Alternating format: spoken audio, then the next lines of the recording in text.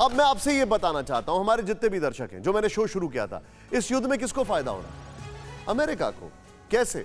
देखिए यहां पर ऐसे, जर्मनी अमेरिका से खरीदेगा F-35 fighter jet. Government sources के हवाले से खबर है, टोर्नाडो जेट को हटाकर F-35 को अपने बेड़े में करेगा शामिल।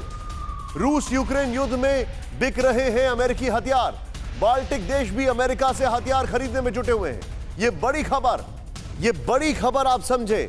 पोलैंड ने, उसने तो तमाम यहां पर $6 बिलियन के अमेरिका को ऑर्डर पेश कर दिए। अब जर्मनी F-35 जो कि अमेरिका का मोस्ट एडवांस एयरक्राफ्ट है, वो खरीदने जा रहा है। जर्मनी ने वो फैसला ले लिया जो उनको ट्रंप बोल के थक गए, नहीं कर पाए, और वो फैसला था अपने डिफेंस बजट को 2% बढ़ाने का।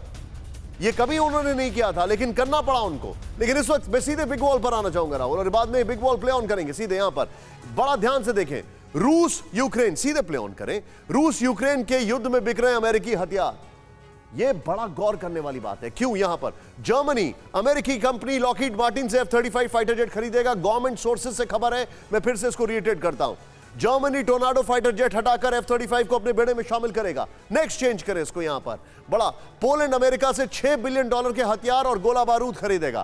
पोलैंड अमेरिका से। नेक्स्ट, पोलैंड अमेरिका से 250 M1A2 एब्राम्स टैंक खरीदेगा। यह खुद वहां पर ऑस्टिन साहब ने बोला जाकर, उनके डिफेंस सेक्रेटरी जो है, डिफेंस मिनिस्टर कह सकते हैं आप। पोलैंड को अमेरिका से 250 IED system, 26 combat vehicle, 17 joint assault bridge, 276 M2 gun मिलेंगे। और ये सब नेटो कंट्रीज हैं। नोटेड, जो नॉन नेटो कंट्रीज हैं उसको अमेरिका कुछ भी देने को तैयार नहीं, इस रास्ते उस रास्ते भेज रहा है। नेक्स्ट, बाल्टिक कंट्रीज की अगर बात करें, अमेरिका ने लिथुआनिया, लाटविया, एस्टोनिया को अमेरिकी मिसाइल यूक्रेन भेजने की मंजूरी दी। एस्टोनिया, नेक्स्ट चेंज करें, एस्टोनिया यूक्रेन को एंटी टैंक जैवलिन मिसाइल, तो लिथुआनिया यूक्रेन को स्ट्रिंगर मिसाइल भेज सकेगा। अमेरिका ने लिथुआनिया, लाटविया और एस्टोनिया के अलावा ब्रिटेन को भी यूक्रेन हथियार भेजने की मंजूरी दी है, क्योंकि उनका रूल यह कहता है कि उनसे मंजूरी लेना जरूरी है, और उसके बाद इसको रिप्लेनिश या ब्लिंकन की भाषा में बैकफिल कौन करेगा? अमेरिका करेगा। कैसे? पैसे लेकर। मैं चाहूंगा इस वॉल और शॉर्ट्स और ब्रेकिंग के साथ सीधे मैं चलूंगा पुष्पेश सर।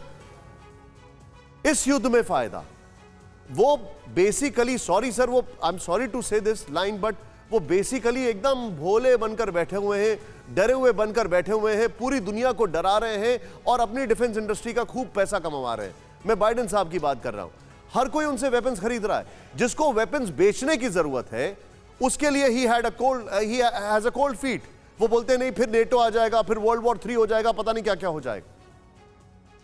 नहीं, मुझे लगता है कि मैं पूरी तरह आपसे सहमत हूं। मुझे लगता है कि अमेरिका का राजनय हमेशा इस ओर प्रवृत्त रहता है कि मौत की सौदागरी बरकरार रहे। वो खाड़ी का युद्ध हो, प्रकारांतर से उनके हथियार बिकें, या हिंदुस्तान पाकिस्तान के बीच संकट बढ़े, यहाँ कुछ हथियार बिकें, ये सीरिया हो, इराक हो, कहीं भी लड़ाई हो, फायदा अंततः, वो कहते हैं, पुराना मुहावरा है कि खरबूजा चाकू पर गिरे कि चाकू खरबूजे पर गिरे, खरबूजे की खराब होती है, चाकू की खराब होती है, खरबूजे को नुकसान होना है।